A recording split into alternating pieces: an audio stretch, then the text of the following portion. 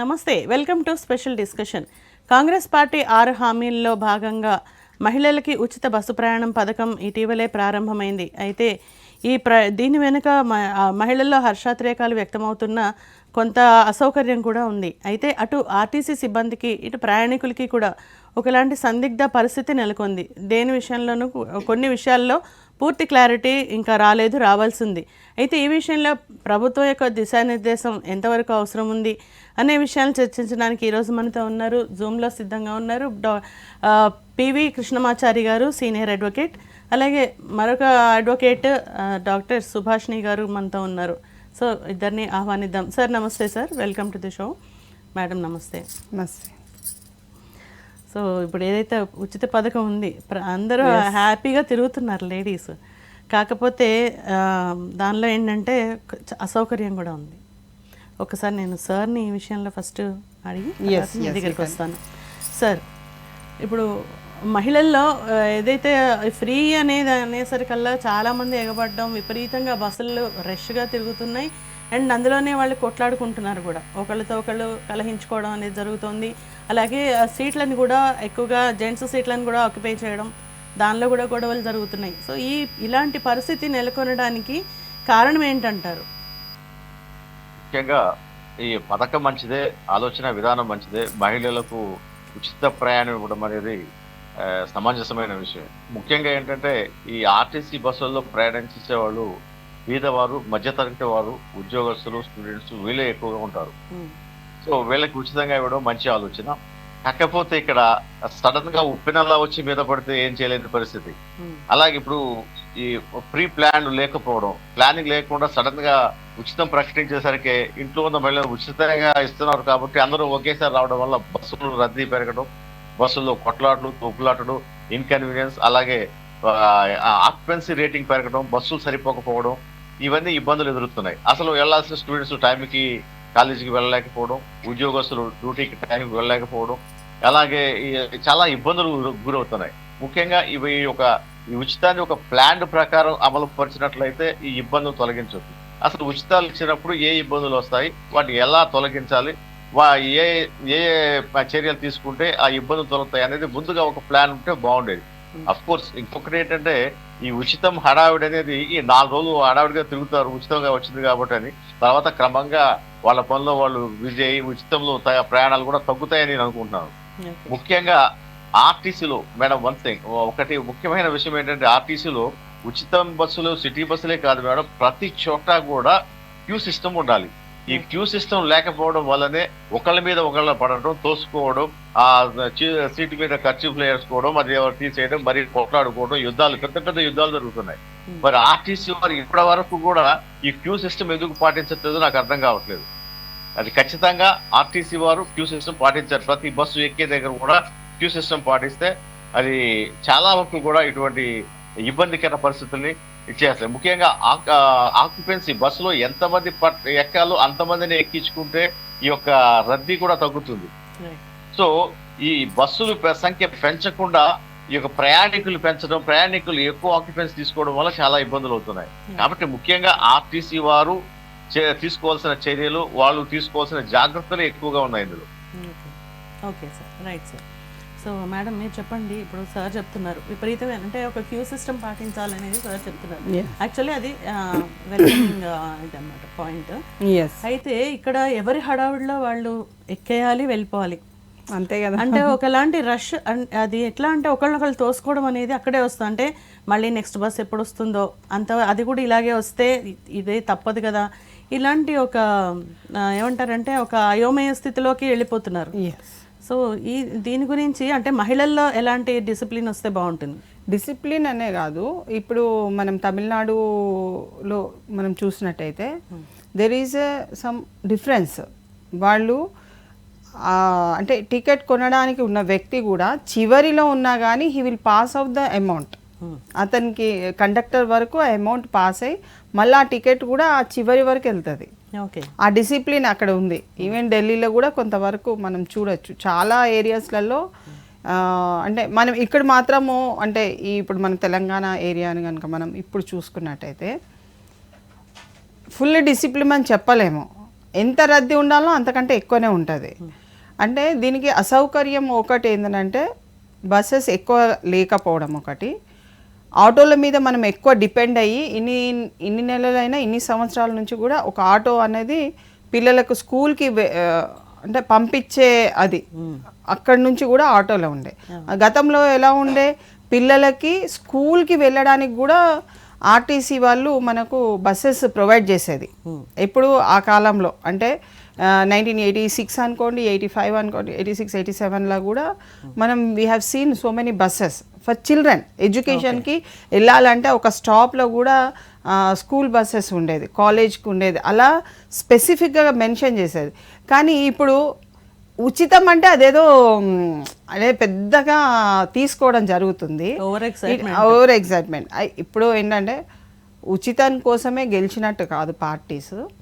కాకపోతే ఏంటంటే directive principles of state పాలసీలో కూడా విమెన్ అండ్ చిల్డ్రన్కి ఒక సపరేట్గా వాళ్ళకు ఒక వెల్ఫేర్ యాక్టివిటీ కానీ డెవలప్మెంట్ కానీ చట్టం చేసుకోవచ్చు అని చట్టమే చెప్తుంది. So in that consideration the parties have taken this step తీసుకున్నానంటే ఎలా ఉంటుందో అన్నది ఒకటి. అంటే ఇప్పుడు లైన్లో క్యూలో నిలబడి ఎక్కాలి, 50 మందికి సరిపోయేంత ప్లేస్ ఉంటే ఆ సరిపోయేంత వరకే కూర్చోవాలి, తక్కిన వాళ్ళు దిగాలి, అంత దూరం ఆలోచించలేదు. హౌ ఇట్ విల్ బి, ఇది ఒక ఎగ్జాంపుల్గా అంటే వాళ్ళు ఐడి కార్డు ప్రవేశం పెట్టేంత వరకు వాళ్ళు ఏ ఏరియా నుంచి ఎంతవరకు ఎక్కుతున్నారు, ఏ ఏరియాల నుంచి ఎంతమంది they are coming forward for bus దానికోసం అని. సో అక్కడి వరకు మనం ఏంటంటే డెఫినెట్గా దాని యొక్క ఆలోచన విధానం అన్నది ప్రజలు కూడా గమనించాలి. ఇప్పుడు ఎందుకంటే ఉచితంగా వచ్చిందని మనం ఇష్టం ఉన్నట్టు వెళ్ళే విధానం అన్నది కాదు. కాకపోతే ఏంటంటే ప్రజలు ఎవరైతే మహిళలు ఉన్నారో ఆ మహిళలు ఎంతవరకు నేను సమయం కేటాయించి వెళ్తాను, పిల్లల సమయం ఒక చూడండి, పిల్లలకి స్కూల్ పిల్లలకి ఎన్ని గంటల నుంచి ఎన్ని గంటల వరకు 7 to 8:30 వరకు, 9 మ్యాక్సిమం 9:30 లోపల పిల్లలు వస్తారు. ఆ పిల్లలకు కొంచెము స్పేస్ కనుక ఇచ్చినట్టయితే పిల్లలందరూ ఏ స్కూల్లో వాళ్ళు దిగిపోతారు. ఒకవేళ mother is with the child అంటే మదర్ కూడా కంపల్సరీ వస్తుంది. అంటే ఈ టైమింగ్స్ స్కూల్ టైమింగ్స్ని మినహాయిస్తూ కొంతవరకు మహిళలు వెళ్తున్న క్రమంలో ఇప్పుడు మగవాళ్ళ ప్లేసెస్ ఆక్యుపై చేయాలని అంటే ముందు ఎవరు వస్తే వాళ్ళు కూర్చుంటున్నారు. దేర్ ఈజ్ ఇప్పుడు నేను నిన్న మొన్న పేపర్లో చూసిన మగవాళ్ళకు రిజర్వ్ చేసి పెట్టాలి ప్లేసెస్ అనేది. అంటే ఆడవాళ్ళకు ఫ్రీగా ఉంది అని చెప్పేసి ఫుల్గా వెళ్ళడం అన్నది కాదు. ఫస్ట్ టైం కాబట్టి కొంత ఎగ్జైట్మెంట్తో వెళ్ళొచ్చు. రోజు వెళ్ళాలంటే వెళ్ళలేము, ఎందుకంటే మీరు ఇప్పుడు సెక్రటరియట్ ఓపెన్ చేసిండ్రు, ఎంతమంది వెళ్ళాలో అంతమంది వెళ్తారు. రోజు వెళ్ళాలంటే కుదరదు, ఒక రోజు 2 రోజులు అంటే ఏదో సరదా కోసం. కానీ ఇక్కడ ఒక స్కీమ్, ఇది స్కీమ్ కాబట్టి ఒక ఎంప్లాయ్మెంట్ ఉన్న ఆమె ఇక్కడ నుంచి సపోజ్ మనం హైదరాబాదే తీసుకుంటే ముషీరాబాద్ నుంచి బర్కత్పురాకి వెళ్ళే ఆమెకు ఫ్రీగా ఉంది, నేను ఎంప్లాయ్మెంట్ వస్తుంది, నాకు ఒక 10,000 అక్కడ నౌకరు వస్తుంది, నేను హౌస్ మేడ్ సర్వెంట్గా నేను చేసుకోవచ్చు అనుకున్న ఆమెకు ఈ ఫెసిలిటీ చాలా ఉపయోగపడుతుంది. ఎంత మిగులుతుందండి ఒక లేడీకి? ఇఫ్ షీ ట్రావెల్స్ 3,000-4,000 కంటే ఎక్కువ మిగలదు రాన్మోన్ ఖర్చు. ఒకవేళ ఆటోలో కనుక వాళ్ళు రెగ్యులర్గా వెళ్ళేది ఉంటే మేబీ 5,000 అవుతుంది కావచ్చు, ఎందుకంటే మంత్లీ ట్రావెల్ చేస్తే. 25 డేస్ కంటే ఎవరు ఎక్కువ ట్రావెల్ చేయరు, ఎందుకంటే 4 days లీవ్ కంపల్సరీ ఉంటుంది ఏదో ఒక కారణం. అందుకనే ఒక స్కీమ్ని ఇంట్రడ్యూస్ చేసేటప్పుడు దాని మీద నిష్ణాతులైన కమిటీని వేసుకొని ఆ కమిటీ ద్వారా ఈ వాళ్లకు ఇది ఉచితంగా ఉంటే బాగుంటుంది. కానీ మహిళలకు ఇప్పుడు లీగల్ ఎయిడ్ ఉంది, ఏ మహిళ అయినా, ఈవెన్ ప్రైమ్ మినిస్టర్ కూడా లీగల్ ఎయిడ్కి అప్లై చేసుకోవచ్చు, అంత ఫెసిలిటీ ఉంది లీగల్ ఎయిడ్ ఫ్రీగా. సో ఈ స్కీమ్ ఎవరికైనా అప్లై అయితే you are only giving a peanut to the women, you are not giving అది పెద్దగా ఇచ్చేది కాదు, అది ఒక రిలాక్సేషన్ టు ద విమెన్. ఆమె అంటే అంటే ఆమెకున్న ఆర్థిక స్తోమత కానివ్వండి, ఆమెకున్న ఆరోగ్య స్తోమత కానివ్వండి, అన్నిటి నుంచి కొంత ఉపశమనము ఒక ప్రభుత్వం కల్పిస్తుంది. దానికి మనం వరి అయిపోయి మొత్తం దేశమంతా నాశనం అయిపోతుందని ఏం చెప్పనవసరం లేదు. It is a peanut to the women, let them. అంటే కొంచెం రిలాక్సేషన్ అయితే మీకేమవుతుంది? దాన్ని కొట్లాడవలసిన అవసరం లేదు. అది కంటిన్యూ అవుతుంటే ఎంతవరకు బ్యాలెన్స్ చేయగలుగుతారు? ఆర్థిక వ్యవస్థ, రాష్ట్ర యొక్క ఆర్థిక వ్యవస్థ దీనివల్ల నష్టపోతుందా వాళ్ళకు కూడా తెలుస్తుంది కదా. Why don't we encourage the government and give a positive reply so that వాళ్ళు ఇంకేమన్నా స్కీమ్కి ఇది కొంతమందికి ఇది అవలంబిస్తుంది, ఇంకా 5-6 స్కీమ్స్ ఉన్నాయి అవి కొంతమందికి. So it will be a distribution అయిపోతుంది. అది ఏమి పెద్ద ఇది కాదని నా ఉద్దేశం. సార్ కృష్ణమాచారి గారు, పురుషుల సీట్లను కూడా మహిళలే ఆక్యుపై చేస్తున్నారు బస్సుల్లో. అంటే ఈవెన్ మగవాళ్ళు కూర్చుని ఉంటే కూడా వాళ్ళతోటి ఫైట్ చేసి వాళ్ళని లేపేసి వీళ్ళు కూర్చుంటున్నారు. సో దీని విషయంలో అంటే ఇప్పుడు స్త్రీల సీట్లను వారికే కేటాయించాలి అనే రాస్తారు బస్సుల్లో, వారి సీట్లలో వారినే కూర్చొనిద్దాం, స్త్రీలను గౌరవిద్దాం అని. సో ఇప్పుడు దాన్ని ఏమైనా మార్చాలంటారా? పురుషుల్ని గౌరవిద్దాం, వాళ్ళ సీట్లలో వాళ్ళని కూర్చొనిద్దాం అని ఏమన్నా ఒక పర్సంటేజ్ లాంటిది ఇవ్వడం కానీ, అంటే అది ఆల్రెడీ ఆలోచనలో ఉంది. అయితే మీరేమంటారు దీని విషయంలో? ఎలా చేస్తే బాగుంటుంది? అంటే సెపరేట్గా పురుషులకి వేరే బస్సులు వేయడం మంచిదా, లేకపోతే ఒక్కొక్క బస్సులోనే పర్సంటేజ్ని కేటాయించడం మంచిదా? ఏమంటారు మీరు? ముఖ్యమైన విషయం ఇది. పురుషులకు కూర్చోవడానికి సీట్లు లేని పరిస్థితి వచ్చింది ఈరోజు మహిళలకు ఉచితంగా ఇవ్వడం వల్ల. సో పురుషులకి ఇంతకుముందు స్త్రీలకి కేటాయించిన సీట్లలో వారిని కూర్చొనిద్దాం, స్త్రీలను గౌరవిస్తామని ఎలాగే పెట్టాము, అలాగే పురుషులకు ప్రత్యేకంగా ఇంత పర్సంటేజ్ అని కేటాయించి వాళ్ళకి కేటాయించిన సీట్లో వారిని కూర్చొనిస్తే గౌరవంగా ఉంటుంది, ఇబ్బంది లేకుండా ఉంటుందని అంటారు. ముఖ్యంగా మహిళలతో పాటు వికలాంగులకు, వృద్ధులకు వారికి కేటాయించిన సీట్లు ఖచ్చితంగా వాళ్ళకి ఇవ్వాల్సిన అవసరం ఉంది. అట్ ద సేమ్ టైం పురుషులకి కూడా కూర్చోవడానికి అవకాశం ఇవ్వాల్సిన అవసరం ఎంతైనా ఉంది. కాబట్టి వాళ్ళకు ఒక రేషియో, వీళ్ళకి ఎట్లా మహిళలకు ఫ్రీగా ఇచ్చాం కాబట్టి వాళ్ళకి ఒక రేషియో కేటాయించి ఆ రేషియోలో అక్కడ కూర్చోండి, ఆ మిగతా రేషియోలో వాళ్ళు కూర్చోండి. ఎందుకంటే ఆర్టీసీకి ఇన్కమ్ వచ్చేది ఇప్పుడు పురుషుల మీదనే. ఇప్పుడు ఇవన్నీ ఫ్రీగా ఇస్తున్నారు కదా. సో అది మరి పురుషుల ఆక్యుపెన్సీ పెరిగితేనే కదా ఆదాయం కూడా పెరిగేది. సో ఖచ్చితంగా పురుషులకి కూడా కొంత పర్సంటేజ్ కేటాయించడం అనేది అవసరం. It is my opinion. అంటే సెపరేట్గా బస్సులు వేయాల్సిన అవసరం లేదు అంటారా? సపరేట్ అంటే ఎక్కువ బస్సులు అవసరాన్ని బట్టి బస్సులు పెంచవచ్చు మేడం. మహిళలకి సపరేట్ బస్సులు వేయచ్చు, పురుషులకి సపరేట్ బస్సులు వేయచ్చు. మహిళలకి సపరేట్ బస్సులు వేస్తే ఇంకా చాలా బాగుంటుంది. ఎందుకంటే ఇప్పుడు మహిళల ఆక్యుపెన్సీ పెరిగింది కాబట్టి మహిళలకి ప్రత్యేకంగా ఓన్లీ ఫర్ లేడీస్ అని బస్సెస్ వేస్తే చాలా బెస్ట్. ఆడవాళ్ళకి ఎటువంటి ఇబ్బంది ఉండదు. సో మేడం మీరు చెప్పండి, ఈ పథకాల అమలు విషయంలో ప్రభుత్వం బాధ్యత ఎంత ఉంది? అంటే కేవలం పథకం ఇచ్చారు, తర్వాత మళ్ళీ దాన్ని అమలు చేయడంలో కూడా అది సంతోషించదగ్గది. ఎందుకంటే ఇంత తక్కువ టైంలో ఒక మంచి పథకాన్ని వాళ్ళు అమలు చేస్తున్నారు. అయితే ఇందులో ప్రభుత్వం ఒక ఇదేమిటి అంటే వాళ్ళ బాధ్యత ఏంటి? దిశానిర్దేశం అనేది వాళ్ళు చేయాల్సి ఉంటుందంటారా? డెఫినెట్గా they are working on it. అది వాళ్ళు అంటే టీఎస్ఆర్టీసీ వాళ్ళు ఇంకా రీసెంట్గా విలీనమైనప్పుడు వాళ్ళందరికీ జీతాలు రావాలి. జీతాల కోసం ఆర్థిక వ్యవస్థ కొంతవరకు అంటే కొంత అనద్దు, కానీ డెఫినెట్గా there will be a problem. ఇప్పుడు 100 రూపాయలు మన కుటుంబంలో 100 రూపాయలు నా చేతిలో ఉన్నాయంటే నా పిల్లవాడికి ఒక 70 రూపాయలు ఒక పిల్లవాడికి అయితే మళ్ళీ ఇంకొక పాప ఉండేది ఉంటే నేను ఆ 30 రూపాయలే వాడాలి. అక్కడ ఏమైతుంది, అసమానత అయిపోతుంది. సో డెఫినెట్గా ఇంట్లోనే మనకు అంత స్థితిగతులు ఉన్నప్పుడు ఒక ప్రభుత్వం నుంచి నువ్వు టీఎస్ఆర్టీసీకి ఎంతమంది మహిళలు వెళ్తున్నారు, ఎంతమంది డైలీ బేసిస్ మీద వెళ్తున్నారు, అలా 25 days to 30 daysలో ఎంతమంది వెళ్తున్నారు, that calculations everything every conductor has to give to the department. దానితోని వాళ్ళకు డబ్బులు ఇప్పుడు ఒక 50 మంది మహిళలు దాంట్లో ఉన్నారు.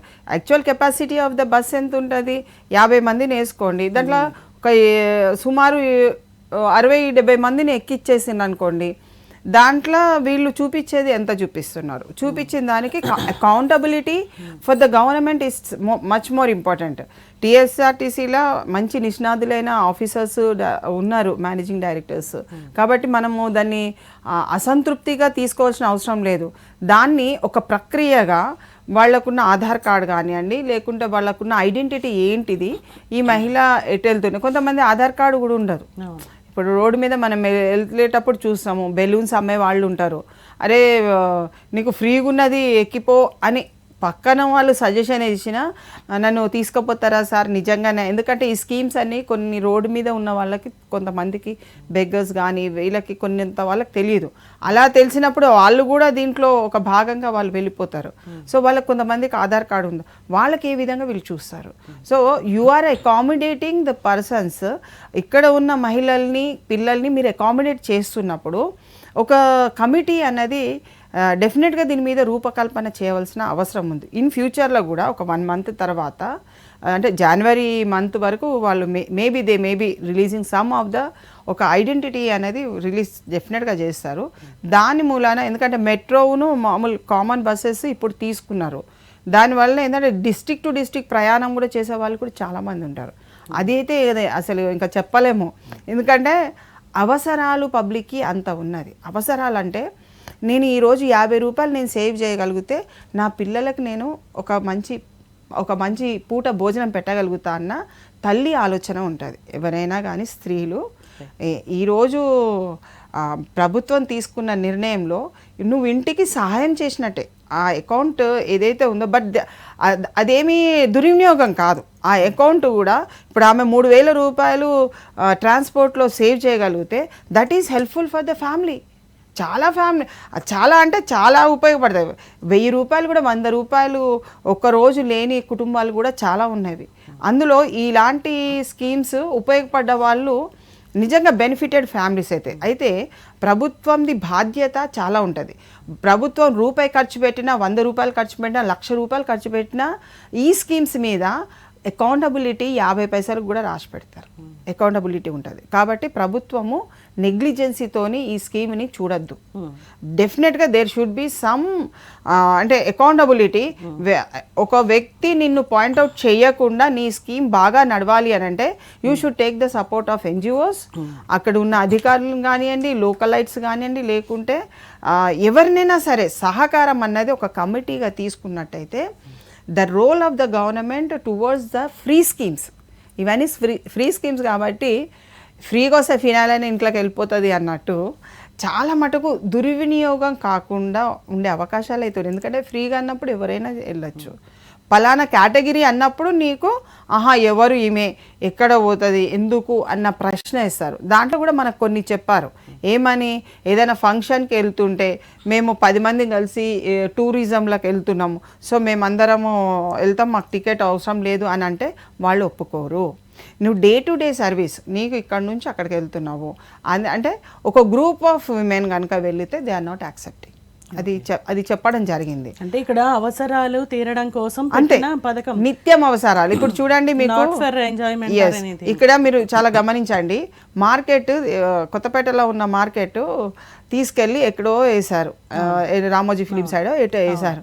అసలు విమెన్ ఎంత కష్టపడుతున్నారంటే ఆ సామాన్లు అంత ఆ వెజిటేబుల్స్ లేపట్టడానికి కానీ, లేకుంటే అవన్నీ మోసుకొని ఒక పెట్టెలో పెట్టుకొని రావడానికి చాలా ఇబ్బంది పడుతున్నారు. Who will provide it? అసలు ఎంత లాస్లో ఉన్నారు. ప్రతి ఇంటి కుటుంబం మీద ఎంతో అప్పు ఉన్నది. మన రాష్ట్రానికి అప్పు ఉన్నట్టే ప్రతి కుటుంబానికి 1,00,000 రూపాయల నుంచి 2 లక్షలు ఉండొచ్చు.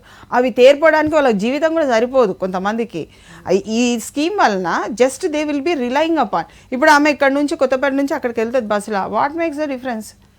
కొన్ని కూరగాయలు తెచ్చుకుంటుంది, అమ్ముకుంటుంది. మరి ఇలాంటి నిత్యావసరాలకు సంబంధించిన మార్కెట్కు వెళ్ళే వాళ్ళకు కొంత సౌకర్యంగా ఉంటే మాత్రము డెఫినెట్గా this scheme is a very successful. ఎందుకంటే మనం రూపాయి ఆదా చేస్తేనే కుటుంబం బాగోగులవుతుంది. ఎందుకంటే ఎవరు ఏం చేయలేదు అన్న దానికంటే ప్రతి women is utilizing the services అన్నది. అందరు వెళ్ళారు కదండి, మెట్రోలో కామన్ జనరల్ బస్సెస్లలో అందరు వెళ్ళారు.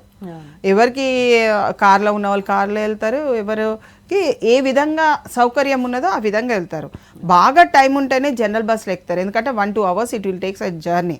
హైదరాబాద్లోనైతే మరీ విపరీతము, 2 hours ఇట్ టేక్స్. కాబట్టి ప్రభుత్వము ప్రత్యేకమైన కమిటీ వేసుకొని దాని మీద ఆల్రెడీ నేను అనుకుంటున్న వర్కౌట్ జరుగుతుంది. Still more they have to do in a, అంటే టైం కన్జంప్షన్ ఎక్కువ లేకుండా తొందరగా చేసుకున్నట్టయితే డెఫినెట్గా ఇది ప్రభుత్వానికి ఒక అంటే సక్సెస్ఫుల్లా కాదా అని చెప్పడానికి కూడా వాళ్ళు చూడాలి. ఏదో స్కీమ్ ఇచ్చేసినాం కదా, అయిపోయింది కదా, సరే అని అంటే సరిపోదు. డెఫినెట్గా మళ్ళీ net to net monthly reports, yearly reports they have to show the public. So many people are using and we're doing so much of work. అది డెఫినెట్లీ. ఓకే సార్, మీరు చెప్పండి, ఆర్టీసీ యాజమాన్యం మీద ఎట్లాంటి బాధ్యతలు ఉన్నాయి? అంటే ఇప్పుడు ఒక స్టాప్లో బస్సు ఆగగానే ఎంతోమంది లేడీస్ ఎక్కేస్తున్నారు, అంటే అది లోపల వరకు దానిలో కూడా ఎట్లా అంటే కొంత దూరం దగ్గరలో దిగాల్సిన వాళ్ళు లోపలికి వెళ్ళిపోవటం, లేదా చాలా దూరం వెళ్ళాల్సిన వాళ్ళు ముందుకే నిలబడటం, ఇలాంటివి కొన్ని అసౌకర్యమైన పరిస్థితులు కూడా అక్కడ ఉంటున్నాయి బస్సులలో. అయితే అట్లాగే ఆర్టీసీ కండక్టర్స్ కూడా లేదా డ్రైవర్ ఎంతైతే కెపాసిటీ ఉందో బస్సు దాన్ని మించి కూడా ఎక్కిస్తున్నారు, అంటే వాళ్ళు ఆపట్లేదు ఎవరిని. సో ఈ రకంగా చూస్తే డ్రైవర్లకి అలాగే కండక్టర్లకి ఆర్టీసీ యాజమాన్యం ఎలాంటి సూచనలు ఇస్తే బాగుంటుంది అంటారు? ముఖ్యంగా మీరు చెప్పింది ప్రస్తుతం జరుగుతున్న ఇబ్బంది అది. ఎక్కువ మంది ఓవర్లోడ్ చేయడం వల్ల ఒకటి డ్రైవర్స్ కూడా కంట్రోల్ చేయలేని పరిస్థితి, ఆ కండక్టర్లు కూడా కంట్రోల్ చేయని పరిస్థితి ఉంది అక్కడ. సో విపరీతమైన రద్దీ వచ్చినప్పుడు ఆ ఒక్కళ్ళు కండక్టర్ ఏం చేయగలుగుతారు? చేయలేని పరిస్థితి. కాబట్టి దీని ఉచితాన్ని ఎలా అమలు చేయాలి అనే దాని మీద ఒక ప్రణాళికను రూపొందించుకొని దీనికి మీరు మేడం చెప్పినట్టుగా ఒక కమిటీ వేసి అది అందరికీ అందుబాటులోకి రావడానికి ఎలాంటి చర్యలు తీసుకుంటే బాగుంటుంది అనేది ఆర్టీసీ వాళ్ళు ప్రభుత్వం వాళ్ళు కలిసి ఒక ప్లాన్ చేసుకుని అమలు చేస్తే ప్రజలకి ఇబ్బంది లేకుండా ఉచితం అమలు చేయొచ్చు. ఈ ఉచితాన్ని ప్రతి ఒక్కరూ ఉపయోగించుకోవడం అనేది ప్రతి మహిళకు కూడా ఎంతో ఆసరా. మేడం చెప్పినట్టుగా అది ఎంతో ఆసరా ఉంది. ముఖ్యంగా ట్రాన్స్పోర్టేషన్ పెరిగితే బిజినెస్ కూడా పెరుగుతుంది, మనీ సర్క్యులేషన్ కూడా పెరుగుతుంది, ప్రభుత్వ ఆదాయం కూడా పెరుగుతుంది. సో దీని ఇంపాక్ట్ చాలా ఉంటుంది. మహిళలు ఆదా చేయటమే కాదు, ఖర్చు కూడా చేస్తారు. సో ఇది ఒక మంచి పరిణామం. కాబట్టి ఆర్టీసీ వాళ్ళు తీసుకోవాల్సిన జాగ్రత్త ఏంటంటే ముఖ్యంగా ఈ బస్సులు పెంచాలి. బస్సుల్లో కూడా ముఖ్యంగా ఇప్పుడు ఈ సందర్భంగా నేను చెప్పేది ఏంటంటే ఆర్టీసీలో ఉన్న పాత డొక్కు బస్సులు, డీజిల్ బస్సుల వల్ల హైదరాబాద్ మొత్తం పొల్యూషన్ అయిపోతుంది. ముందు ఆ పాత బస్సు తీసేయాలి.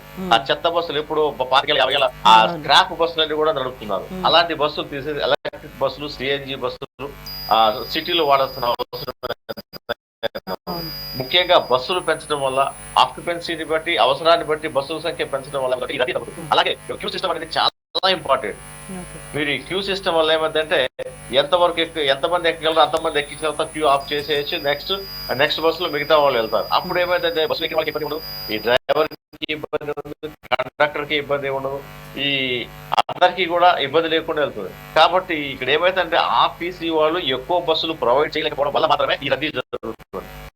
కావాల్సిన బస్సులు లేకపోవడం వల్ల మాత్రమే ఈ యొక్క ఇబ్బందులు జరుగుతున్నాయి. అది ఇక్కడ కూడా ఈక్వల్ గా లేదు సార్ డిస్ట్రిబ్యూషన్. బస్సెస్ ది కూడా కొన్ని నెంబర్ ఆఫ్ బస్, ఒక నెంబర్ బస్సు కనీసం 10-15 ఒకసారి వస్తూనే ఉంటాయి. కొన్ని ఏరియాల్లోకి అసలు అరగంటకో బస్సు వస్తుంది. ఎక్కడైతే ఫ్లో ఉంటుంది, జనాలు ఎక్కువ ఏ రూట్లలో తిరుగుతారో ఆ రూట్లలో బస్సులు పెంచడం అనేది ఇక్కడ చాలా అవసరం. ఇప్పుడు కొన్ని రూట్లు చాలా షటిల్ సర్వీసెస్ ఉంటాయి చిన్న చిన్న డిస్టెన్స్ వరకు, అవి ఎక్కువ నెంబర్ ఆఫ్ బస్సెస్ అండ్ ఖాళీగా వెళ్తున్నాయి. ఇక్కడ వచ్చి ఈ బ్యాలెన్స్ చేసుకోవడం అనేది ఆర్టీసీ చేతిలోనే ఉంది కదా. సో దీన్ని ఎలా అంటే టైమింగ్స్ ప్రకారం చేయాలంటారా? మీ అభిప్రాయం ఏంటి ఈ విషయంలో? ముఖ్యంగా ఆర్టీసీలో ఉన్న వనరులను సరిగ్గా ఉపయోగించుకుంటే ఆదాయం పెరుగుతుంది. అలాగే కొత్త బస్సులు కొనొచ్చు, అలా సిఎన్జి బస్సులు కొనొచ్చు, అలాగే ఈ యొక్క స్టాఫ్ పెంచొచ్చు, ఈ యొక్క ప్రయాణికులకి సౌకర్యాలు కూడా పెంచొచ్చు. ముఖ్యంగా ఆర్టీసీకి ఆదాయం ఎందుకు తగ్గుతుంది? మీరు చూడండి, ప్రైవేట్ బస్సులు విపరీతంగా తిరుగుతున్నాయి. అవి అత్యధిక రేట్లో 1500-2000 పెట్టుకుని వెళ్ళే పరిస్థితి. స్లీపర్ బస్సులు ఆర్టీసీలు ఎందుకు పెట్టలేదు? ఆ ఆదాయం కూడా మనం పోగొట్టుకున్నట్టే కదా. కావాలని ప్రైవేట్ వాళ్ళు పోషించడానికి మనం స్లీపర్ బస్సులు పెట్టలేదని నేను అంటున్నాను. సో దీనివల్ల ఏమవుతుంది? ఆర్టీసీకి, ప్రభుత్వానికి వచ్చే ఆదాయం కోల్పోతున్నాం మనం. ఆదాయం లేనప్పుడు ఏమవుతుంది? ఆ పాత బస్సులు, డొక్కు బస్సులు మళ్ళీ రిపేర్ చేసి ప్రజల మీద కొదలటం, కలుషితమైనటువంటి ఈ యొక్క పొల్యూషన్ ప్రొడ్యూస్ చేయడమే చేస్తున్నారు. ముఖ్యంగా ఈ పొల్యూషన్ పోవడానికి ఆర్టీసీ వాళ్ళు ఏం చర్యలు తీసుకుంటున్నారు? 25 ఏళ్ల క్రితం ఎప్పుడో చెప్పారు, మేము ఆ గింజలతో ఈ నూనె వాడతాం, ఆ నూనె వాడతాం, డీజిల్ బస్సులు తగ్గిస్తామని. ఇంతవరకు ఏమీ వినలేదు. వస్తున్నారు, పోతున్నారు, ఎవరి వాళ్ళు చూసుకుంటున్నారు. కానీ ఆర్టీసీ డెవలప్మెంట్ కి, ప్రజల సౌకర్యాన్ని పెంచడానికి మీరేం చేస్తున్నారు? మీరేం చేయలేదు. అసలు మనకున్న పరిస్థితుల్లో హైదరాబాద్ పొల్యూషన్ కి మీరు ఎటువంటి బస్సులు వాడాలి? అసలు అది ఇదే లేదు. అసలు మీరు కొనే పరిస్థితి, ఆర్థిక పరిస్థితి మీకు ఎందుకు లేదు? మనకు వచ్చే ఆదాయం అంతా ప్రైవేట్ వాళ్ళకి ఇస్తున్నాం. ప్రైవేట్ వాళ్ళు పొందుతున్నారు, వాళ్ళు పొంది వాళ్ళ లాభాలు సంపాదిస్తున్నారు. ఆర్టీసీ పరిస్థితి దిగజారుతుంది. మీ జీతాలు చెల్లించలేని పరిస్థితి, అది చెల్లించలేదు. ఇదంతా ఎందుకంటే ఇదే ముఖ్యంగా ఆర్టీసీ ప్రక్షాళన కావాలి. ఆర్టీసీ ఆస్తుల్ని కరెక్ట్ గా ఉపయోగించుకుంటే, వాళ్ళ ఆదాయ వనరులను కరెక్ట్ గా ఉపయోగించుకుంటే చక్కటి బస్సులు మెరుగైంది. ఎందుకంటే మన ఆర్టీసీకి ఉన్న ఆదాయం మిగతా స్టేట్స్ లో లేదు అసలు చెప్పాలంటే. సో ఇంత మంచి పెద్ద వ్యవస్థని మనం సరిగ్గా డీల్ చేయలేకపోవడం అంటే ఫెయిల్యూర్. కానీ అది గత ప్రభుత్వంలో నష్టాల్లో కూడా వెళ్ళింది కదా సార్. ఆర్టీసీ నష్టాల్లో ఉంది. ప్రభుత్వాలు ఏ ప్రభుత్వాలు ఎందుకంటే గత ప్రభుత్వాన్ని మనం నిందించొద్దు, ఈ ప్రభుత్వాన్ని మనం వచ్చేది. ఎందుకంటే వాళ్ళు మంచి చేయాలని ప్రయత్నం చేశారు. అలాగే సీఎం గారు కూడా మంచి చేయాలని చాలా ప్రయత్నం చేస్తున్నారు. అందులో మనం వాళ్ళు ఏమి శంకించవద్దు.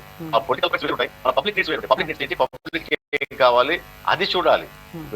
ఈ గవర్నమెంట్ గెలిచిందంటే పబ్లిక్ ఏం కావాలి, పబ్లిక్ పాలసీ పట్టుకుని పబ్లిక్ ఏం కావాలని వాళ్ళు ఒప్పించుకోగలిగారు, ఓటేయించుకోగలిగారు. సో దాంట్లో భాగంగా ఈ యొక్క ఉచితం కూడా.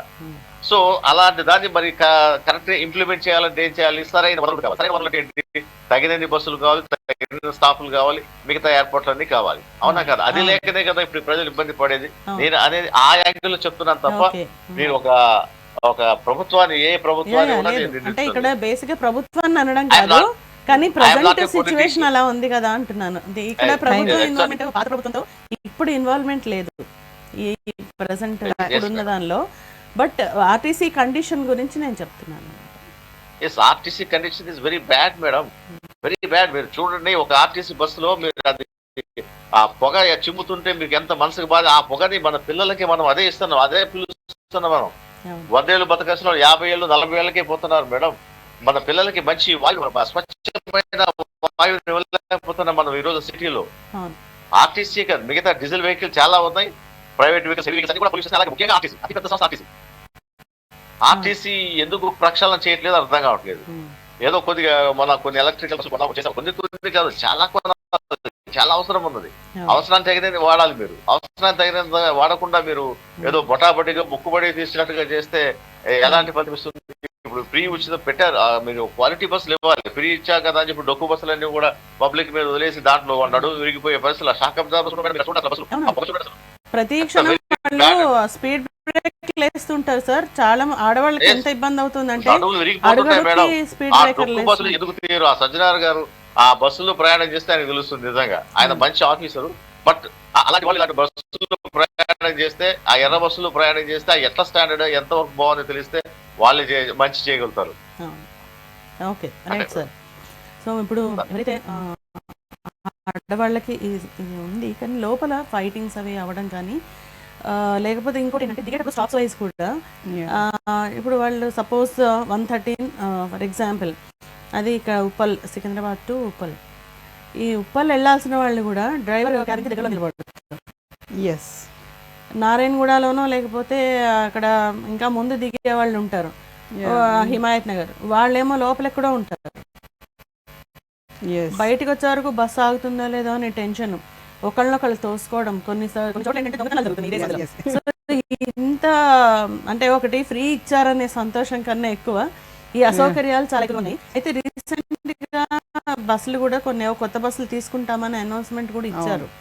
కానీ వీటిని ఏ విధంగా మేనేజ్ చేయాలి అనేది ఇప్పుడు మన అంటే ప్రజలు ఏ విధంగా దాన్ని అంటే డిమాండ్ చేయాలా లేకపోతే ఎలా చేయాలి, అండ్ ఒకరికొకరు ఎలా సహకరించుకోవాలి, ఇప్పుడు అది కూడా ఇంపార్టెంట్. డెఫినెట్గా ఇప్పుడు ఒక ఫ్రీ స్కీమ్ అన్నప్పుడు ఎగ్జైట్మెంట్తో వెళ్ళడమా లేదా అన్నది మొత్తానికైతే పబ్లిక్ ఒక హైదరాబాదే 10 జిల్లాలకు సంబంధించిన పబ్లిక్ అంతా హైదరాబాద్లో ఉన్నారు. మెయిన్ అంటే స్కేర్సిటీ ఆఫ్ బస్సెస్ అనేది హైదరాబాద్లో ఉంది. మీకు మెట్రో నడుస్తుంది, 2 వీలర్స్ నడుస్తున్నాయి, ఎక్కువ శాతము కార్లు, ఎక్కువ లోన్ సిస్టమ్. ఎందుకంటే సంపాదన పరులంతా కొంతవరకు హైదరాబాద్లో ఉండడం మూలాన లోన్ సిస్టమ్కి అందరు కూడా అవైలబిలిటీ ఆఫ్ బ్యాంక్స్ కానీ అవి కానీ హౌసెస్ కన్స్ట్రక్షన్ అన్ని లోన్స్ అన్ని ఇక్కడే అంతా హైదరాబాద్లోనే ఎక్కువ మీకు అంటే దానికి సంబంధించిన అన్ని కూడా వ్యవహారాలన్నీ హైదరాబాద్లో జరుగుతున్నాయి. అంటే మీకు 2 వీలర్ బాగా నడుస్తుంది, 4 వీలర్ నడుస్తుంది, కార్లు బస్సెస్ కానివ్వండి, లేకుంటే ప్రైవేట్ బస్సెస్ కానివ్వండి, వ్యాన్స్ కానివ్వండి, ఆటోలు కానివ్వండి, ఇంత ట్రాఫిక్లో కూడా ఈ ఫ్రీ స్కీమ్ అన్నది 100% సక్సెస్ఫుల్ అయిపోయింది, 100% సక్సెస్ఫుల్. బట్ ఏంటంటే అంటే కాలేజ్ పిల్లలకు డివైడ్ చేస్తూ కనుక స్టూడెంట్స్ కానీ లేకుంటే చిల్డ్రన్స్కి కొన్ని వెహికల్స్ ఎక్కువ శాతము ఈ 7 నుంచి 9:30, 10 లోపట కొన్ని ఎక్కువ బస్సెస్ రిలీజ్ చేయగలిగితే కొంత ఉపశమనం అవుతుంది. ఇంకోటి 3 o'clockకి కాలేజెస్ అన్నీ అయిపోతుంటాయి. ఆ పిల్లల్ని కూడా ఒక లెవెల్లో వాళ్ళని కూడా డ్రైవ్ చేసినట్టయితే డెఫినెట్గా చాలా పబ్లిక్ అనేది వెళ్ళిపోతారు. ఈ 5 o'clock బ్యాచ్ ఒకటి ఉంటుంది, వాళ్ళందరూ జాబ్ హోల్డర్స్ కానీ లేకుంటే ఇళ్ళలో పనిచేసే వాళ్ళు కానీ ఇంకా ఇతరులదంతా 5 బ్యాచ్ అంతా వేరే వస్తారు. ఆ వాళ్లకు డెఫినెట్గా ఇప్పుడు 4 బస్సులు పెట్టిన అనుకోండి, 8 బస్సెస్ పెట్టాలి, 2 బస్సెస్ ఎక్స్ట్రా చేయాలి. That has to be. అది అప్పు చేసి అంటే పర్చేజ్ చేస్తారా లేకుంటే మీ దాంట్లోకి వెళ్ళి పర్చేజ్ చేస్తారని it depends upon the TSRTC. వాళ్ళ క్యాలిబర్ని వాళ్ళు పెంచుకోవాలి. ఎందుకంటే హైదరాబాద్ హైయెస్ట్ ప్రొడక్టివ్ ఏరియా. మీకు డబ్బులు సంపాదన పరులంతా కూడా హైదరాబాద్లోనే ఉన్నారు. 10 జిల్లాలు కాదు, మొత్తం జిల్లాల సంపాదన అంతా ఇక్కడే ఉంది. దీన్ని డెవలప్మెంట్ చూపిస్తూనే మీరు ప్రపంచవ్యాప్తంగా వెళ్ళిపోతున్నారు, అంత హైటెక్ ఇష్యూస్లలోకి వెళ్ళిపోతున్నారు. అంటే మనము డిసిప్లిన్ అనేది మన వాళ్ళకి తప్పనిసరి అవసరం. ఒకరి తర్వాత ఒకరు. నేను ముందు వెళ్ళినా నా అవసరం ఎంత ఉంది. Suppose I'm going to hospital అనుకున్న అవసరం ఎక్కువ, నాకు హాస్పిటల్ లేదు, నా స్కూల్కి వెళ్ళాలి లేకుంటే ఇంకో పనికి వెళ్ళాలి, ఆ టైంకి నేను లేకుంటే నా వల్ల అక్కడ నష్టం జరుగుతుంది అనుకున్న వాళ్ళు కొంత ముందు ఉండొచ్చు, తక్కిన వాళ్ళు కొంత స్పేస్ ఇవ్వచ్చు. You should respect the other.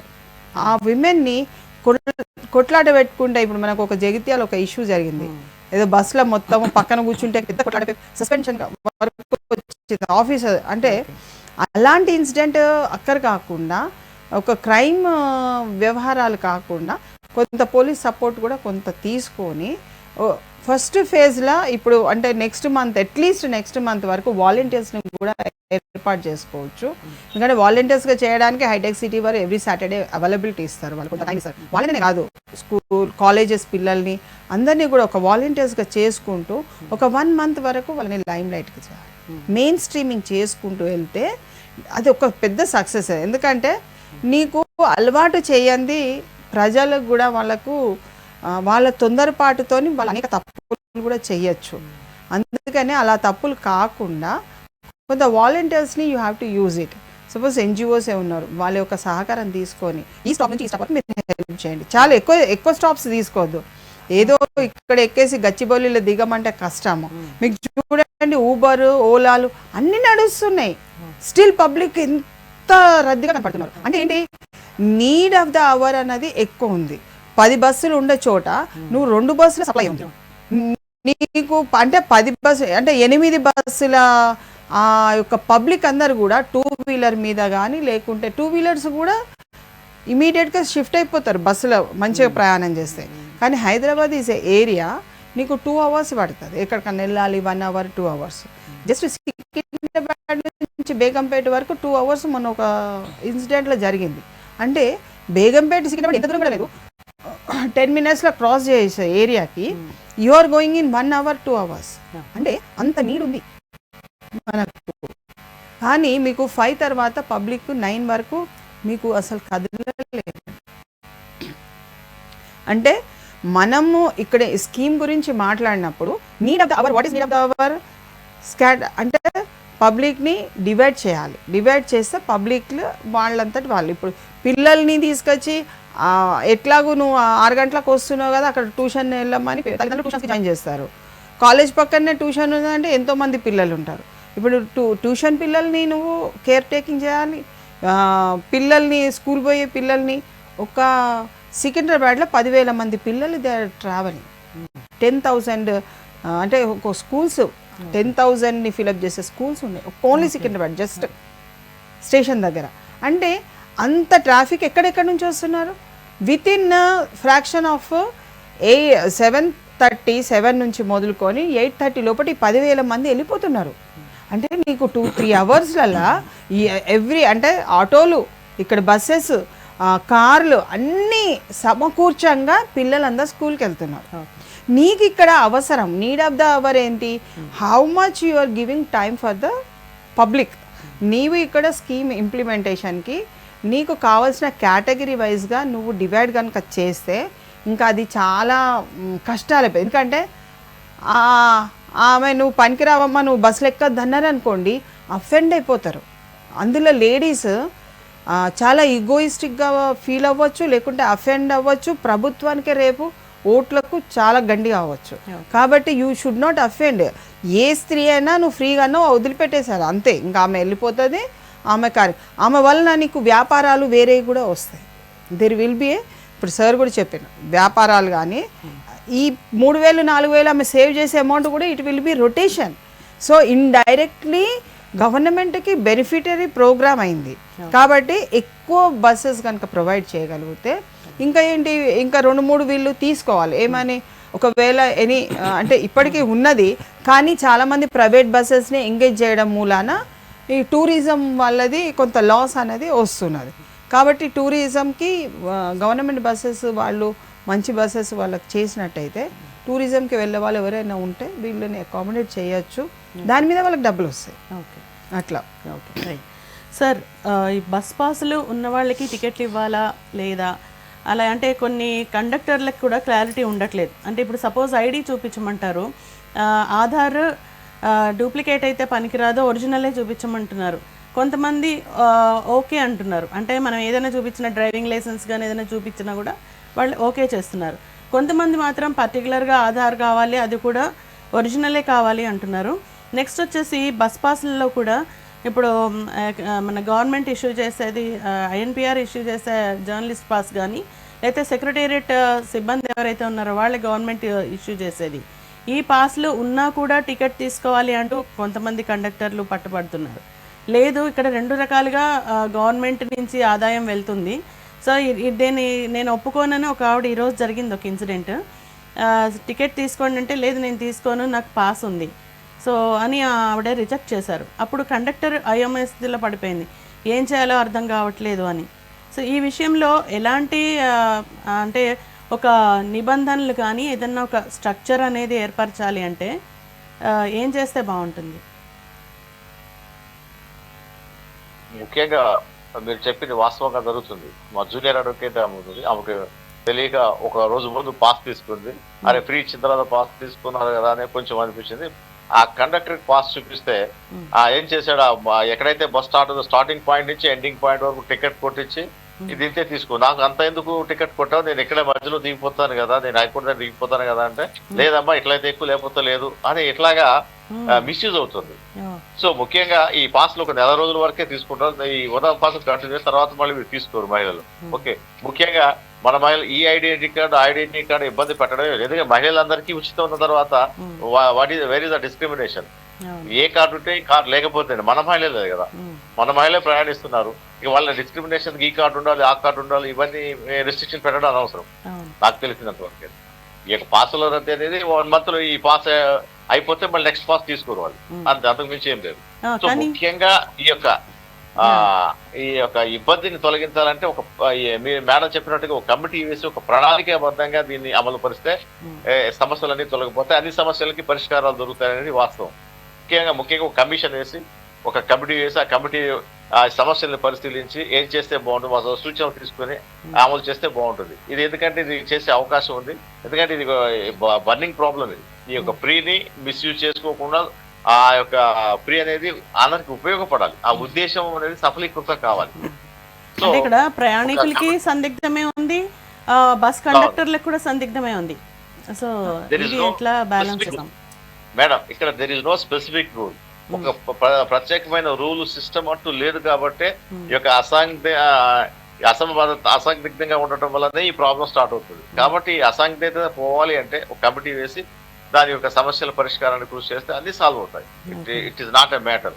ముఖ్యంగా మేడం ఫస్ట్ థింగ్ ఒక క్యూ సిస్టమ్ పెడితే దాదాపు మీరు 70% సక్సెస్ అయినట్టు ఈ స్కీమ్ లో. క్యూ సిస్టమ్ లేకపోవటం వల్లనే ఈ ప్రతి చోట కూడా ఈ యొక్క ఈ తోసుకోవటాలు, మీద పట్టాలు, కొట్లాట్లు, గొడవలు అన్నీ కూడా ఆ క్యూ సిస్టమ్ లేకపోవడం వల్లే అవుతున్నాయి. క్యూ సిస్టమ్ పెడితే మీకు పెద్ద ఏం ఖర్చు అవుతుంది మేడం? ఏమీ ఖర్చు కాదు. అసలు మీరు చాలా అతి తక్కువ ఖర్చుతో క్యూ సిస్టమ్ మెయింటైన్ చేయొచ్చు. మరి మీరు క్యూ సిస్టమ్ ఎందుకు మెయింటైన్ చేయట్లేదు అనేది ఒక్కసారి ఆర్టీసీ వాళ్ళు పరిశీలిస్తే ఖచ్చితంగా వారికి సొల్యూషన్ దొరుకుతుంది. దాదాపు 75% సొల్యూషన్ అయినట్టు. రెండవది ఏంటంటే బస్సులు పెంచడం. మేడం గారు చెప్పినట్టు అవసరానికి తగినన్ని బస్సులు లేవు కాబట్టి బస్సులు ఖచ్చితంగా పెంచాల్సిన అవసరం ఎంతైనా ఉంది. ఈ 2 సమస్యలు అధిగమిస్తే ఈజీ. ఇది successful program. Okay okay sir.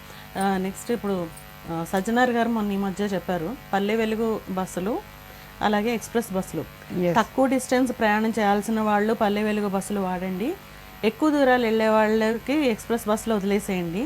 So ఈ రకంగా చేస్తే కొంత ఈజీగా ఉంటుంది అనే విషయం చెప్తున్నారు.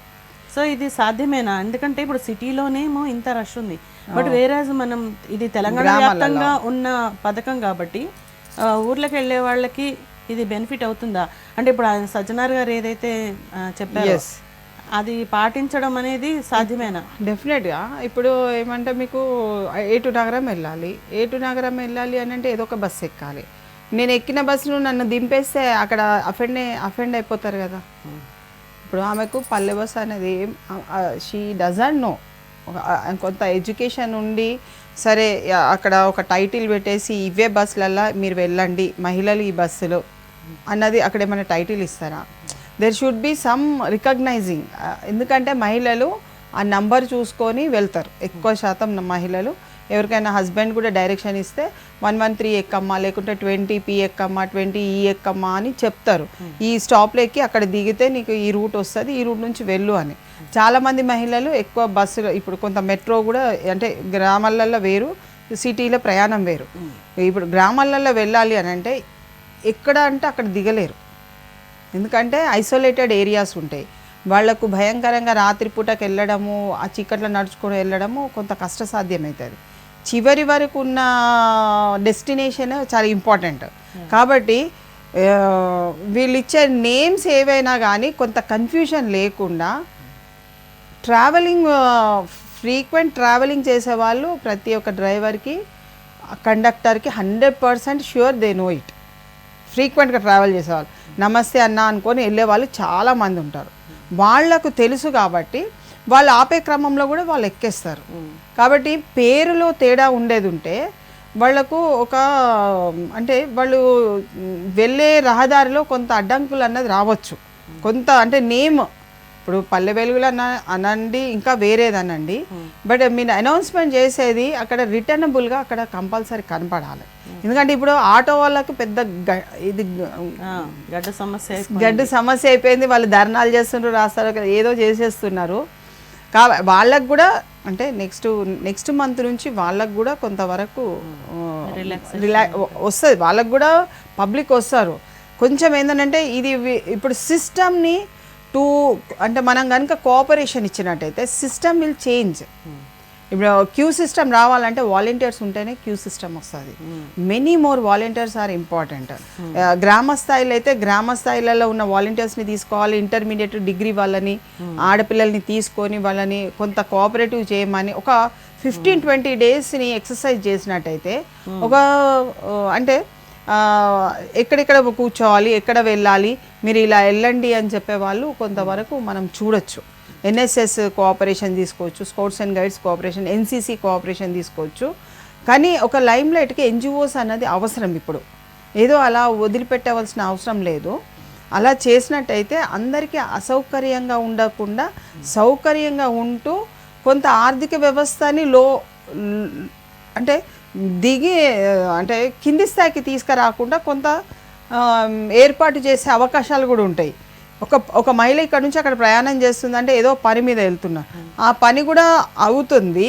Plus at the same time మళ్ళీ రిటర్న్లో వచ్చినప్పుడు కూడా she will be spending something. ఇప్పుడు బిజినెస్ ట్యాక్ట్ఫుల్గా చేసుకున్న వాళ్ళు బిజినెస్ ట్యాక్ట్ఫుల్గా చేస్తారు. బస్సులలో బిజినెస్ చేయడం అన్నది చెయ్యొద్దు. కాకపోతే ఏంటంటే డెస్టినేషన్ బిజినెస్కి ఒక ప్రాముఖ్యత అన్నది ఇవ్వాలి. ఇప్పుడు కూరగాయలు తెచ్చుకునే వాళ్ళకు కొంత ప్రాముఖ్యత, వాళ్ళకు పెద్ద బుట్టలు ఉంటాయి, తెచ్చేసి పెట్టేసుకుంటారు.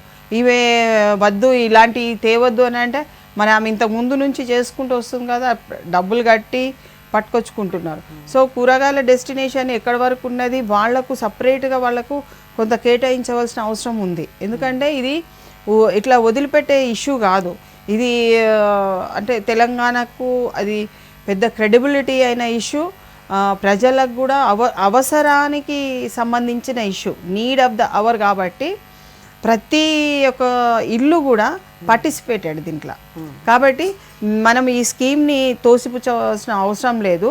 దీనికి మనం కోఆపరేషన్గా చేస్తూ ఆల్ ఎన్జిఓస్ వాలంటీర్స్గా వచ్చి కోఆపరేషన్ ఇచ్చినట్టయితే you will see the difference. అది ఒక గవర్నమెంట్ని మనం విమర్శించేది ఏం లేదు, గవర్నమెంట్ మీద తప్పుడు ప్రచారం చేయవలసినంత అవసరం లేదు. ఉన్నదాన్ని వాడుకోవడము, దానిపైన ఉన్న ఆర్థిక అభివృద్ధిని కూడా రాష్ట్రానికి తేవడానికి ఒక ప్రయత్నం అన్నది జరగాలి. మిగతా స్కీమ్స్ కూడా అదే విధంగా వన్ స్కీమ్ అన్నది, అంటే వన్ అప్లికేషన్ అన్నది పెట్టిన కాబట్టి ఇక్కడ ఎడిటింగ్ అనే మొత్తంలో మీకు సాధికత సాధించడానికి ఒక వ్యూహాన్ని రచించడం జరిగింది. ఇప్పుడే వచ్చారు కాబట్టి వాళ్ళు కూడా పనిలో చేస్తుంటే ఎక్స్పీరియన్స్ తో ఐడియాలు కూడా వస్తుంటాయి. డెఫినెట్ గా దాన్ని బట్టి వాళ్ళు ముందుకెళ్ళగలరు. డెఫినెట్ గా మేము కూడా మా వాలంటీర్స్ కానీ వేరే సహకారం అన్నది అందిస్తారు. ప్రభుత్వం తీసుకోవాలి, ప్రభుత్వం ముందుకు వచ్చి మాకు ఎన్జిఓస్ కానీ వీళ్ళు సహకరించండి అని అంటే కోకొల్లోళ్ళు చాలా మటుకు సహకారం జరుగుతుంది. ఈవెన్ ఫోన్స్ ద్వారా కూడా ఈ ఏరియాస్లలో బస్సెస్ ప్రయాణం ఉన్నది, ఈ ఏరియాలలో ఒక 20 మంది ఎక్కచ్చు, ప్రతి బస్సులో ఒక 20 మంది, 50 మంది. అంటే బస్సు ఫెసిలిటీ అన్నది అంటే అయ్యో, ఎందుకంటే వాళ్ళు అకౌంటబిలిటీ కదా. ఇప్పుడు కండక్టర్ అకౌంటబిలిటీ, నా బస్సులో ఈరోజు 50 మంది మహిళలు ఎక్కిండ్రు, నేను అతను రాసి ఇవ్వాలి. ఒకవేళ 20 మంది ఎక్కిండ్రు, 50 మంది రాసిస్తే దట్ ఈస్ నాట్ అప్రూవ్డ్ కదా. They have to, government has to pay the RTC కదా. మళ్ళీ వాళ్ళ జీతాలు అవన్నీ కూడా సప్లిమెంటరీ, డీజిల్ వేసుకోవాలి, పెట్రోల్ వేసుకోవాలి, ఏదైతే అది ముందుకు సాగడానికి ఒక్కరోజు ఆపొద్దు కదా. అందుకని ఇలాంటి ఇష్యూస్ని క్రూషియల్గా తీసుకుంటూ ప్రతి నిమిషం కూడా వాకౌట్ అన్నది ఉండాలి. దాని మీద ఒక అధ్యయనం అన్నది చెయ్యాలి. ఒక టెంపరీ అధ్యయనం కాదండి, నిరంతరం 30 డేస్ మంత్లీ రిపోర్ట్స్ అన్నది కంపల్సరీ. ఏ ఒక్కటి మిస్ చేసినా it is a deficit to the government. Okay sir, ఫైనల్గా చెప్పండి, ఇప్పుడు ఐడిని కనుక ప్రొవైడ్ చేయకపోతే బస్సుల్లో కండక్టర్స్ 500 ఫైన్ వేస్తామని కొంతమంది చెప్తున్నారు, లేదంటే టికెట్ తీసుకోవాల్సిందే, తీసుకోకపోతే ఇప్పుడే దిగిపోవాలని కొంతమంది చెప్తున్నారు. సో అసలు ఈ ఫైన్ అనేది ఏమంటారు? అసలు ఐడినే మీరు ఇందాక అన్నారు ఐడి అనేది అవసరమే లేదని, కానీ ఇక్కడ ఐడి అనేది కంపల్సరీ, అది కూడా ఆధార్ కార్డునే చేశారు. ఈవెన్ డూప్లికేట్ కార్డు చూపించినా కూడా వాళ్ళు 500 ఫైన్ కట్టేయాలి నెక్స్ట్ టైం నుంచి అంటున్నారు. సో ఇది ఎంతవరకు సమర్థనీయమంటారు? యాక్చువల్గా అటువంటి రూల్స్ ఏమి ప్రభుత్వం ఇంపోజ్ చేయలేదు కాబట్టి అటువంటి రూల్స్ అనేవి ఏమి లేవు. కాబట్టి అటువంటి కండక్టర్స్ అలా చేయడం తప్పది. సో పర్టికులర్ గా ఒక రూల్ పెట్టి మీరు ఈ ఐడెంటిటీ కార్డు ఉంటేనే మీరు ప్రయాణించాలని రూల్ పెట్టినప్పుడు దే కెన్ ఇంపోజ్. ఆ ఫైన్ ఇంత కట్టండి అని గవర్నమెంట్ చేస్తే ఆర్టీసీ నిర్ణయించినా కూడా చేయొచ్చు. కానీ అటువంటి రూల్స్ ఏమి లేవు. ప్రస్తుతం ఏంటంటే ఈ కొత్త పథకం కాబట్టి 4 రోజులు ఈ హడావుడి ఉంటుంది, తర్వాత గ్రాడ్యువల్ అవుతుంది. మేడం చెప్పినట్టు అందరూ క్రమశిక్షణ తోటి ప్రయాణించాలి, తోటి ప్యాసింజర్స్ కి కోఆపరేట్ చేయాలి, అలాగే ఆర్టీసీ సిబ్బందికి కోఆపరేట్ చేయాలి అనేది చెప్పారు. చక్కటి విషయం చెప్పారు. ఆ క్రమశిక్షణ అనేది ఎలా రావాలంటే దానికోసం ఆర్టీసీ కూడా కొంత శ్రమ పడాలి. ఎందుకంటే మీ మేడం చెప్పినట్టుగా చెన్నై, మీరు తమిళనాడు చూస్తే 25 years బ్యాక్ ఒకసారి చెన్నై వెళ్తే అక్కడ ఆర్టీసీ ఎక్కువ అందరూ క్యూలోనే ఎక్కుతున్నారు. వాళ్ళ వంతు వస్తే ఎవరి వంతు వస్తే అంత ఎక్కుతున్నారు, తర్వాత నెక్స్ట్ బస్ వరకు వెయిట్ చేస్తున్నారు. అసలు రద్దీ లేదు, ఏం లేదు, రష్ లేదు, చాలా ప్రశాంతంగా రిలాక్స్ గా ప్రయాణం చేస్తున్నారు. నేను 25 years బ్యాక్ చూసా. అది ఇప్పటికీ మన ఈ యొక్క ఈ తెలంగాణ స్టేట్ లో కానీ ఆంధ్రప్రదేశ్ లో కానీ ప్రవేశపెట్టకపోవడం అనేది చాలా బ్యాడ్. అది డెఫినెట్ గా చేయాలి. ఇప్పటికైనా సరే మీరు అది కనుక అలవాటు చేస్తే కొద్ది రోజులు మీకు ఎంతో ఒక నెల 2 నెలలు అలవాటు అయితే తర్వాత నుంచి వాళ్ళే క్యూలో వెళ్ళటం మొదలు పెడతారు. మీరు ప్రతిరోజు ఏం చేయగలరు. ఫస్ట్ మనం వాళ్ళకి అలవాటు చేయాలి. ఇప్పుడు ఫ్రీ అలవాటు చేస్తాం, ఫ్రీతో పాటు క్రమశిక్షణ కూడా అలవాటు చేస్తే ఖచ్చితంగా వాళ్ళు ఫాలో అవుతారు డెఫినెట్ గా. సో ఖచ్చితంగా ఈ యొక్క మంచి పథకం ఇది. గవర్నమెంట్ ని అభినందిస్తున్నాం. అలాగే at the same time RTC వాళ్ళు కూడా కొద్దిగా దీనిపైన తగిన శ్రద్ధ పెట్టి ఈ యొక్క ఇబ్బందులు తొలగించి ప్రజల సౌకర్యాన్ని కల్పించాలని చెప్పి కోరుతున్నాను. ముఖ్యంగా ఏంటంటే ఈ క్యూ సిస్టమ్ పెట్టండి. ఇందాక మీరు చెప్పారు ఆ దగ్గర దూరం ఉన్న వాళ్ళు పల్లె బస్సులో వెళ్ళండి, దూరం ఉన్న వాళ్ళు ఎక్స్ప్రెస్ బస్సులో వెళ్ళండి అని చెప్పారు కదా. మరి అలా ఎలా విడదీస్తారు మీరు? నాకు అర్జెంట్ పడుతుంది, ఏదో బస్సు ఎక్కి వెళ్ళిపోతాను, నాకు దొరికిన బస్సు ఎక్కి వెళ్ళిపోతాను, దిగమంటే నాకు కోపమే, ఏ మహిళకైనా కోపమే, అవునా కదా? సో అలాంటప్పుడు ఎట్లా మనం డివైడ్ చేస్తాం? దానికి ఒక ప్రణాళిక రూపొందించాలి. సో షార్ట్ ముందుగానే టికెట్ కొట్టే పద్ధతి పెడితే, ఉచిత ప్రయాణం ముందుగానే టికెట్ కొడితే దగ్గర వెళ్ళాల్సిన వాళ్ళు ఈ యొక్క పల్లె బస్సులో టికెట్ ఇవ్వండి, దూరం వెళ్ళాల్సిన వాళ్ళు ఎక్స్ప్రెస్ లో ఇవ్వండి, లేకపోతే ఇంకో బస్సులో ఇవ్వండి. ఇట్లా మీరు ఎట్లా డివైడ్ చేయాలి వీళ్ళు అనేది ఒక ప్లాన్ చేసుకుంటే మీకు ప్రతిదానికి ఒక పరిష్కారం దొరుకుతుంది. అంతే తప్ప నువ్వు ఇదెక్కువ అంటే ఎవ్వరు వినరు. So you have to make rules పెట్టి ఈ పద్ధతులు వెళ్ళాలంటే ప్రజలు ఖచ్చితంగా వెళ్తారు, ఖచ్చితంగా సహకరిస్తారు. ఇప్పుడు ఈ ఇబ్బందులు కూడా రూల్స్ లేకపోవడం వల్ల వచ్చిన ఇబ్బందులే, ఇవన్నీ తాత్కాలికమే. కాబట్టి ఇప్పటికైనా సరే ఆర్టీసీ వారు దీని మీద దృష్టి పెడితే అన్నిటికీ పరిష్కారాలు ఉన్నాయి, చక్కగా చేయగలుగుతారు. Okay sir, thank you so much for the participation. Madam thank you. So తాంబూలాలు ఇచ్చేసాం తన్నుకు చావండి అన్న చందంగా ప్రభుత్వం పథకాలు ఇచ్చేసాము, మీరు ఏదైనా చేసుకోండి, కొట్లాడుకోండి, ఏమన్నా అవ్వండి అన్నట్టుగా ఉంది. సో ఈ పద్ధతిని మార్చాలి అంటే ప్రభుత్వం ప్రజల అవసరాలకి తగినన్ని బస్సుల సంఖ్యను పెంచాలి.